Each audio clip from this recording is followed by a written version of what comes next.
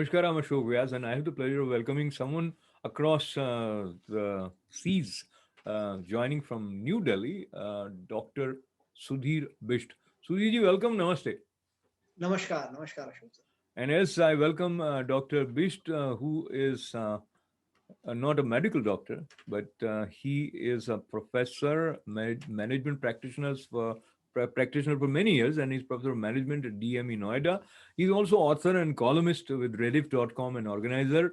And some of his columns have uh, generated a lot of interest, and he has been writing on cultural and political issues. So today, as India is passing through another challenging period, leadership of Prime Minister Modi is also viewed with a lot of question marks, not just with Indian media but with foreign media also. So, Suri, yesterday also there was a press conference here, and I heard the organizer claiming that Indian government has miserably failed.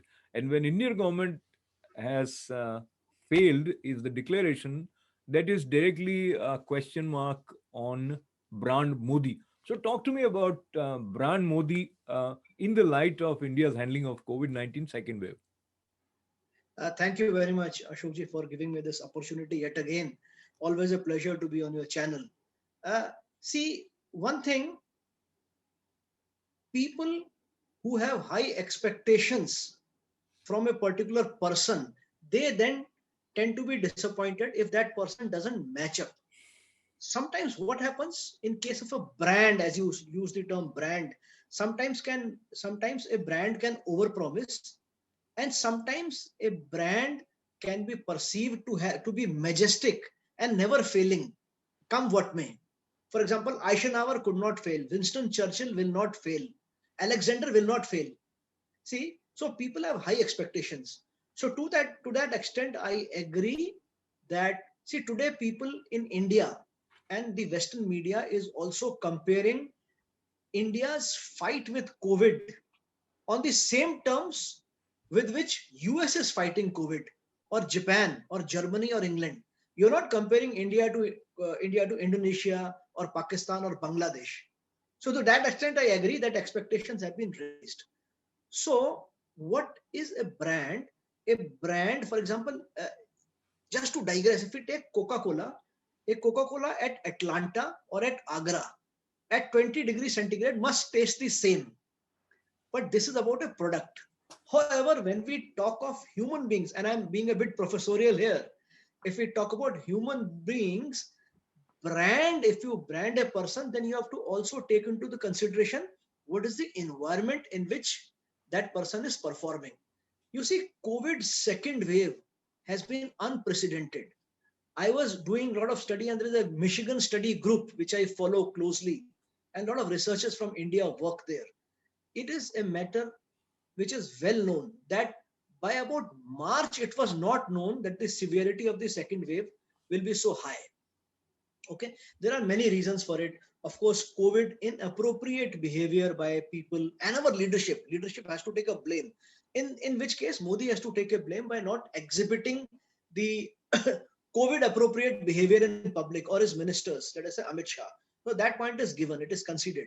But the pandemic is due to the complete new variant, which is so much more infectious.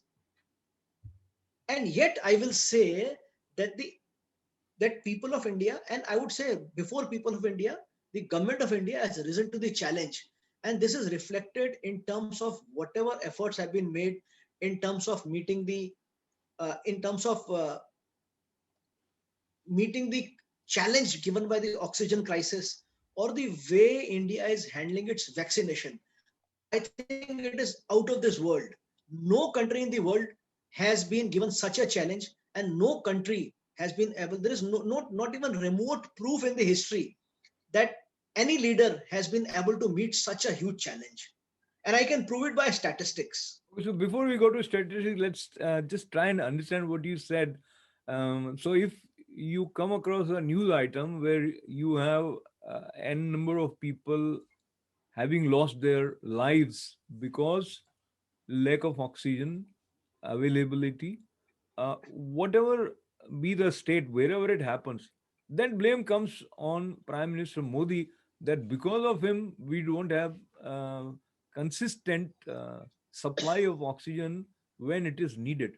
Is that a justifiable accusation on Prime Minister Modi, or there is something in between the lines that we fail to read? See, while I concede the point that people in this country have expectation only from one man, and Modi. If IPL is not happening, they have to look at Modi. And so much so that if DTC, Delhi Transport Corporation, buses are not running on time, or metro is in shambles, people will talk to Modi. So that's the aura of a person. Sometimes when a brand becomes so much visible and so much powerful, then people tend to seek all answers from that person. So uh, call it bad luck, or call it circumstances, whichever way you want to qualify. But see, in the first wave which hit India, which was last year, at that point in time, Narendra Modi took the hugely unpopular step of declaring a nationwide lockdown. Ashokji, you will recall that it was severely criticized. Congress party leaders, Aam Aadmi party leaders, Communist party leaders, they had simply thrashed this decision in public. And there was so much of outcry that he has not thought about how will people eat their next meal. But the fact of the matter is that the leadership rose to the occasion, and meals were actually provided. I don't recall anybody dying of hunger during that 1.5, 2 months of lockdown. Okay. Now, once the first wave has ebbed, the central government has prepared what it needs to prepare. It has it has earmarked budgets. It has released fundings. It has created number of it has created a pipeline for vaccine which will grow. Masks are there in adequate number. Ventilators are there. Okay. So when the next, and since there was so much of hue and cry, and some of the most influential editors and journalists of this world, like Shekhar Gupta of the print, and people working in India today, these groups, they had said in the second wave, Modi needs to give more power to the states, more power even to the responsibility needs to be distributed and divided. So once he has provided the basic infrastructure and paraphernalia, it was left to the state government to deliver. One very important thing I would like to point out here, that in management we use a term which is called last mile delivery. So if if a water pipeline has been laid down in a district, and if electricity high tension wires have come to a particular village, then the last mile delivery of connecting the high tension wire or the low tension wire to household, that job is of state. In terms of oxygen, if you will allow me to use one bit of statistics, although it is early to use statistics. See, the demand for oxygen was only 15% of the total oxygen capacity. So before COVID, the demand was also only around about 1,000 tons a day. During the first wave, the maximum demand was 3,000 tons. And the demand in 4th May this year, it rose to 9,000 tons, unprecedented. Now we have to understand why it happened. Why did the demand go So, up sorry for? to quick interruption. This demand that you are referring to, is it about Delhi? Is it about the whole India? No, it's about India. The pan India demand is around 99,000 metric tons per day. I'm talking of per day. Per day? Okay. Now you have to understand why this demand, it grew by 6 to 7 times. The second wave, and Ashokji, I want to tell you, this is a point which most journalists have missed out. And it's the Michigan State Research Group which has pointed out. During the first wave, average days of hospitalization were 7 to 10 days. Now the average hospitalization days are 20 to 25 days. Okay. So there is a threefold increase in the duration of hospitalization. So if the demand for oxygen grows up 7 to 8 times, how do you meet it? You have to understand a few things about oxygen. India, most of the oxygen plants are in North and East India. They are near the refineries or near steel plants. Also, you have to understand that there are only about 1,200 tankers which can carry this oxygen. See, it cannot. Nobody had predicted the level of second wave to be as high as it has happened. So you have to understand there were so many ventilators which government had procured and had given it to the state governments. They are lying at the warehouse of the state governments in a packed condition, Why? Why? because by the time the first wave had ebbed and nobody was knowing. Ventilators are still in Punjab. Ventilators are lying in packed state before Amrinder Singh ordered their rollout. You know, he personally intervened, and he's a kind of a guy, hands-on kind of a CM, and he asked these things to be rolled out.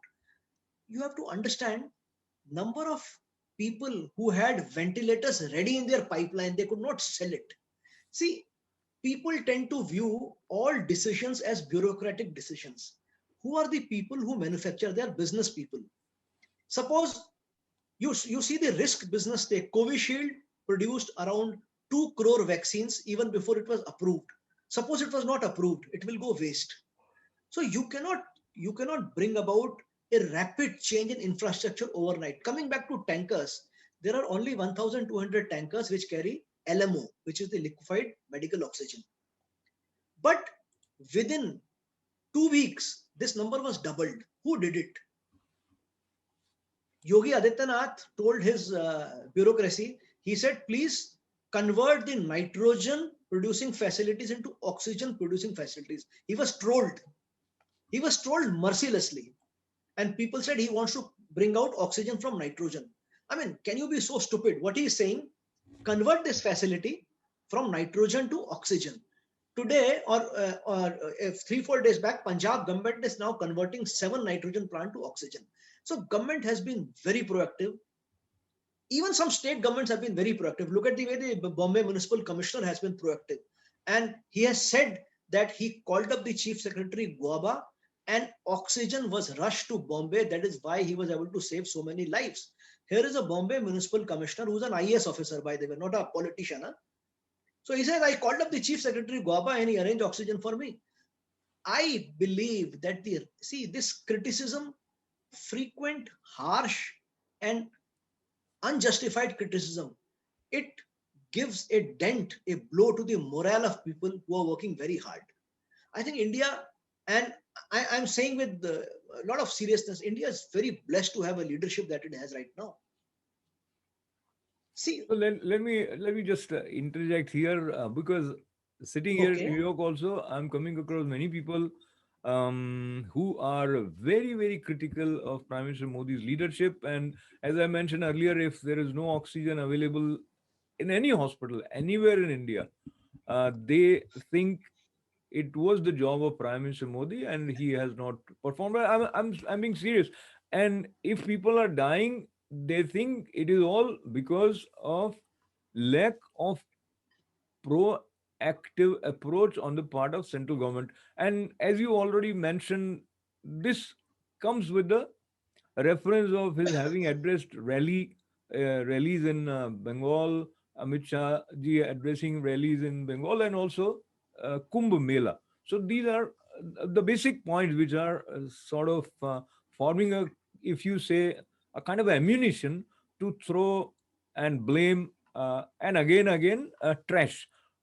So first, your counter to this sort of series of things forming such opinion. see, today there is an article in Swaraj Mag, and it's a magazine I really appreciate because of its high intellect and caliber. They are able to trace the start of the second wave to the Kisan Andolan. See, here you have thousands of farmers living cheek by jowl next to each other and then going frequently. to their villages and coming back. See, this is COVID inappropriate behavior. I cannot. There is no defense. There is no defense against politicians holding rally, which was wrong. But to single out one party for it is wrong. Every party held rallies. See, because there is an election. Suppose the election commission had not organized the election, what would have people called it? People would have called it an onslaught on democratic process, isn't it? And nobody would have said that in Bengal there is TMC. They would have said they want the BJP to continue ruling Assam, forgetting the fact that there are all other states which went to polls. They had non-BJP governments. So when the elections are held, Ashokji, you have also to understand the psyche. You are preparing for an event for 5 years. Okay, like Japan is preparing for Olympics for 10 years now. And suppose Olympics, it is still trying to hold Olympics, even without spectators. See, it is a very tough call not to do your best in the rallies. But all political parties should have got down together, and they should have decided, okay, we will not do any rallies, we will only address people digitally. So to that extent, leadership has to take the blame. Regarding Kumbh also, see, there was so much of hue and cry when the Home Ministry contemplated removing people who were on dharna at Shaheen Bagh, or who were occupying the borders of Delhi, who had kind of laid siege on the borders of Delhi. So can you imagine the kind of religious unrest that could have happened if you had cancelled, or if you have said we are not holding Kumbh? It is very tough decisions. So suppose it would have led to a lot of uproar and rallies, and people would have started marching down to the chief minister's house or prime minister's house. So these are decisions. See, you have to take a call. But in hindsight, and it's always easy to dissect, once you have gone through that stage, it would have been wiser if Kumbh would have been called off. But just to say that only Kumbh was responsible for everything. Okay. For example, there were elections in Bengal. There was no election in Maharashtra. Yet Maharashtra led the number of cases in India.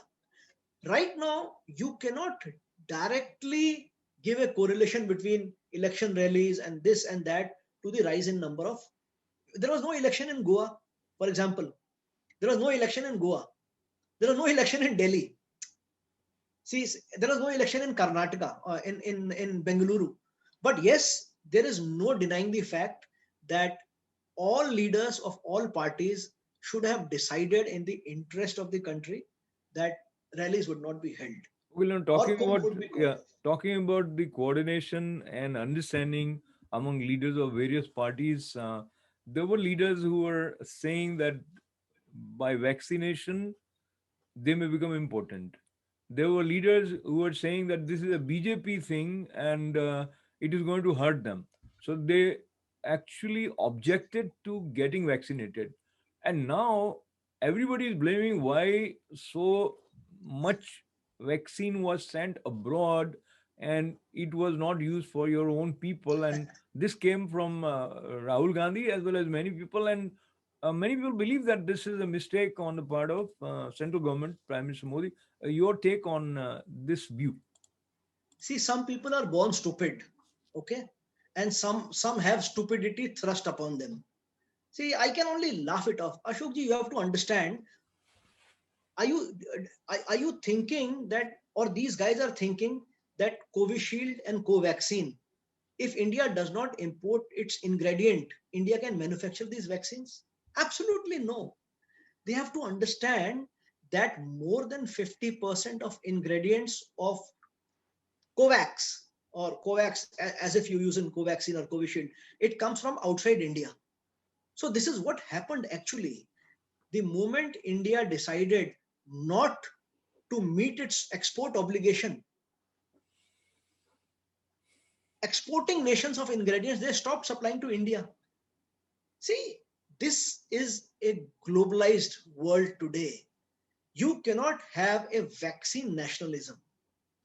Second thing you have to understand that there is a company which has a contract with a company called Serum Institute of India. There are international contracts. If you renege on those contracts, there are heavy penalties. So how can you say that I will not meet my part of contract? And you will recall all the editorials were saying that central government should let go, it should give more freedom to manufacturers, it should give more freedom to the state governments. So this argument of having exported vaccines, it is absolutely senseless. If India does it now, believe me, India's vaccine production will come to a halt. Second thing you have to understand is, now in Southeast Asian region, because India is not exporting, India is not supplying to Sri Lanka, they have started importing from China. India is not able to give to Nepal. So China has stepped in. See, we have elected a government. The government, see, we have a foreign minister who's a fine technocrat. Okay, he holds a doctorate in international affairs. There are very fine Indian foreign services officials. They have the best interest of our country at their heart. So let us allow them to take a decision what is best for India. See, you and I are not specialists. Maybe you and I are specialists because we are both in the business of news and we study a lot. But it is very stupid for some seasoned leaders, not seasoned leaders, stupid leaders of seasoned parties to talk about vaccine nationalism. I mean, I don't. I see people, but the public knows. The people know about it. Only yesterday, Manish Sodia, he made such a third class statement that India is exporting vaccines.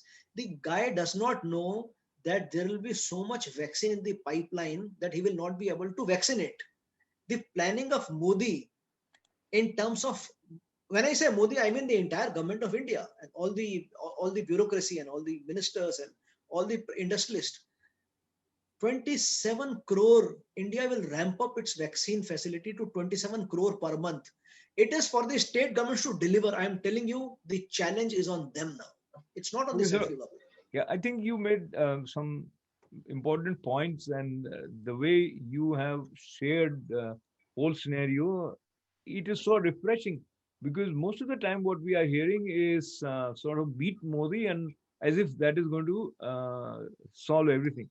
Now, as we conclude, there has been some sort of a tussle between judiciary and the central government and Supreme Court coming again and again and asking central government to supply X amount of oxygen concentrate to Delhi, and also intervening on how they should conduct their business. Your take on this overall situation, and allow me to add, finally, Government of India has said that they should not overstep their uh, area of jurisdiction and should not dictate government that how it Domain. should conduct its business. Yeah. So, what do you think about this Absolutely right. situation? See, as you know, judiciary as the third pillar of democracy, it has played a prominent role in safeguarding the rights of the people, and also as an extension, it has played a very key role in saving the um, many times coming to the aid of the nation at large. However, as I said, these things about oxygen distribution, vaccine procurement, vaccine pricing, vaccine distribution, who will get vaccinated, whether it is 60 plus first, these are decisions which are best left to the specialists. The courts of India, the Honorable High Courts and the Supreme Court of India, the Honorable Supreme Court of India, just does not have bandwidth to adjudicate or decide on these issues. So government is very right in saying that, okay, we appreciate your concern, we appreciate that you feel for the country, but please let us do our jobs. Ashokji, was it Supreme Court who told Narendra Modi that you fly in 16 international flights and 120 domestic flights for carrying cryogenic oxygen? Was it Supreme Court which told Modi? Modi on its own. See, I am telling you, this guy is a great leader. India is blessed. 16 international flights by IAF and around 120 domestic flights till yesterday, I am telling you. The concept of rolling out Oxygen Express. Had anybody thought about this kind of a offbeat solution to meet the, and today Reliance is giving free 1000 ton of gas daily. 1000 ton, sir, 1000 ton of LMO, liquefied medical oxygen, free. You think Reliance did it on its own? Somebody from the government has